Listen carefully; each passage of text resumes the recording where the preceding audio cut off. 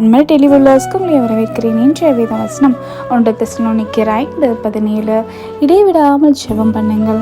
ஆமாங்க, நம்ம வாழ்க்கையில் ரொம்ப டிஸ்டர்ப் பண்ணுற ஒரு விஷயம் தெரியுமாங்க, நம்ம ப்ரேயர் பண்ணும்போது தான் நிறைய பிரச்சனைகள் வரும். நம்ம ப்ரேயர் பண்ணும்போது தான் யாராவது நம்மளை கூப்பிடுவாங்க. ப்ரேயர் பண்ணும்போது தான் ஏதாவது ஒரு இம்பார்ட்டண்டான ஒரு ஃபோன் வரும். அதை நம்ம விட்டுட்டு போகிற சூழ்நிலையில் வந்துடுறோம். ஆனால் வசனம் சொல்லுது, இட்டை விடாமல் நம்ம ஜெபம் பண்ணணும். எவ்வளோதான் நம்ம வாழ்க்கையில் பிரச்சனை வந்தாலும் சரி, எவ்வளோதான் துன்பம் வந்தாலும் சரி, நம்மளுடைய ஜெபத்தை மட்டும் எப்பவுமே விடக்கூடாது. ஏன் தெரியுமாங்க, நம்மளுடைய ஜெபத்தை எப்பவும் விடக்கூடாதுன்னு ஆண்டவர் சொல்கிறாரு.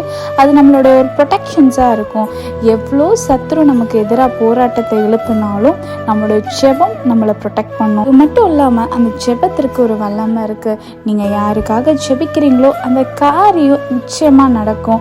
அந்த காரியத்தில் ஒரு பெரிய விடுதலை நடக்கும். விசுவாசத்தோடு ஜெபம் பண்ணுங்க. நீங்கள் ஆசீர்வதிக்கப்பட்டவர்கள், தேவன் உங்களை ஆசீர்வதிப்பாராக.